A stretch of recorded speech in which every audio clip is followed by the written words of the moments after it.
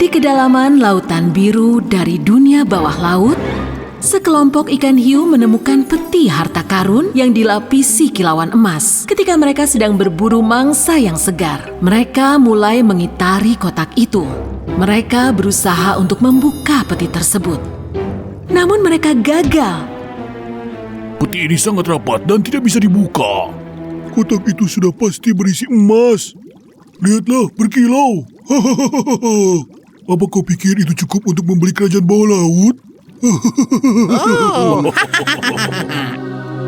Geng hiu yang menakutkan ini membuat suara teriakan kuda laut dengan mengibaskan ekor mereka dengan cepat untuk membuka kotak tersebut. Tapi kotak itu tidak bergerak sama sekali. Kali ini, si hiu mencoba untuk memotongnya dengan sirip runcing mereka. Namun, kotak itu tetap tidak bisa terbuka. Sebagai usaha terakhir, mereka menggigit kotak itu menggunakan gigi-gigi mereka yang menakutkan. Tapi kotak itu tetap tidak bisa terbuka. Pasti ada cara lain untuk membuka kotak ini. Hiu itu datang melalui pasir-pasir di sekitar kotak tersebut.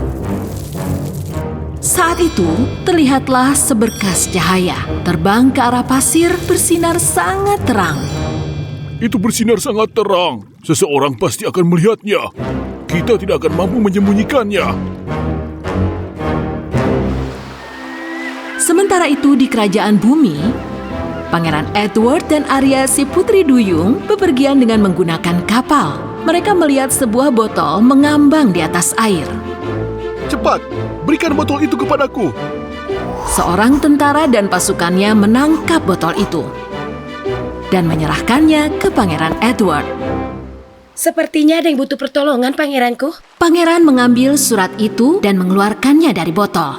Warisan pulau kami yang tersembunyi selama berabad-abad dan peti emas kami telah hilang. Jika kami tidak menemukannya, maka pulau kami akan mengalami kegelapan selamanya. Ditulis oleh orang-orang dari Pulau Bayangan. Benar dugaanku. Orang-orang dari Pulau Bayangan membutuhkan pertolonganku. Jika tidak, matahari tidak akan pernah bersinar lagi di pulau itu.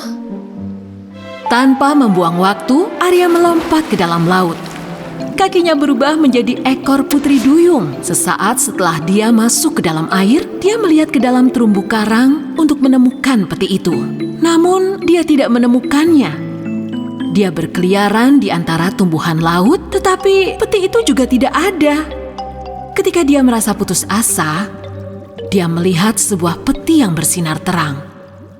Pada saat itu, 3 hiu sedang berusaha membawa peti emas tersebut menggunakan hidung mereka. Aku akan memberi kerajaan Poseidon dengan emas ini.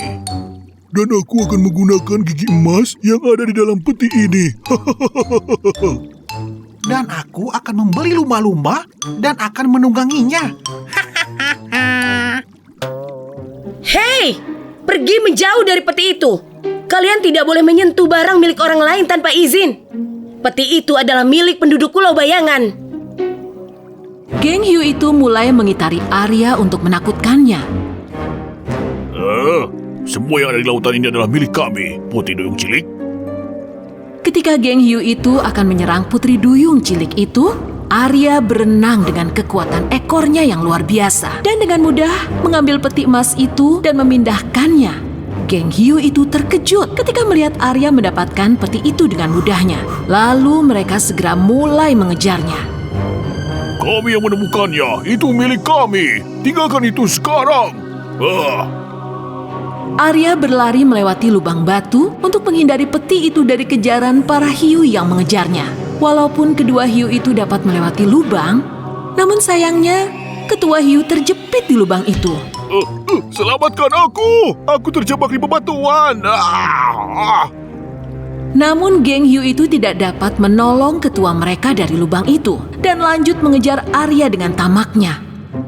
Setelah berenang sejenak, mereka melihat ekor berwarna hijau di balik bebatuan yang berlumut. Kami menemukanmu, Putri Duyung Cilik. Menyerahlah atau melawan. Saat salah satu hiu menggigit ekor di balik bebatuan dan dia mulai bergemetar. Karena ekor yang digigitnya ternyata adalah kabel listrik.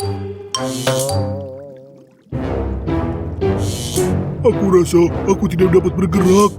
Kau sajalah yang mengejar peti itu. Hiu lainnya pun menjadi begitu serakah dan mengejar peti itu sendirian. Sementara itu, Arya si putri duyung cilik mulai merasa lelah untuk membawa peti itu. Melihat kesempatan ini, hiu itu mengendap-ngendap dan menangkap Arya. Tapi untungnya Arya dapat menyingkir dari hiu itu, menggerakkan ekornya dari satu sisi ke sisi yang lain. Segera setelah dia melemparkan peti itu ke permukaan air dengan sekuat tenaga, dia berenang ke arah yang berlawanan untuk mengecoh hiu itu. Apakah aku harus mengejar peti itu atau putri duyung cilik dulu? Peti atau putri duyung? Peti atau putri duyung? Lalu peti itu terjatuh tepat di kepala si hiu.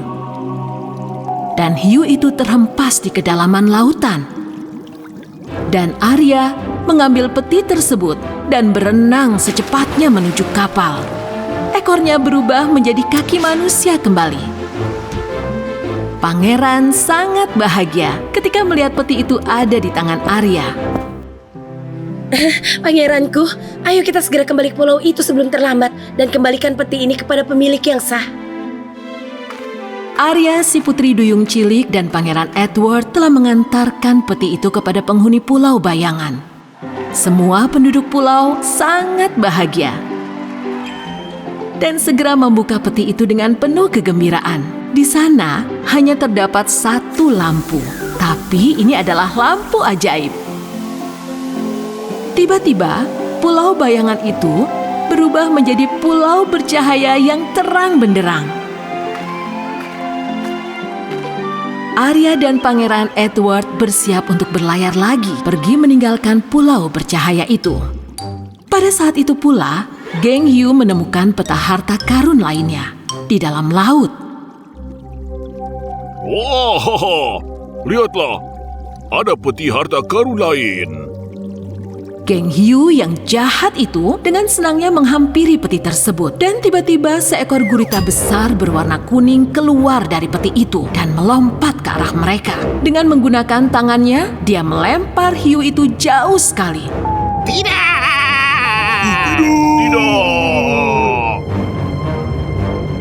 Anggota geng hiu akhirnya menyadari bahwa mereka tidak boleh memegang barang yang bukan miliknya tanpa izin.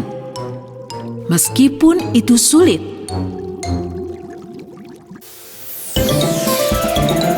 Addis Ababa.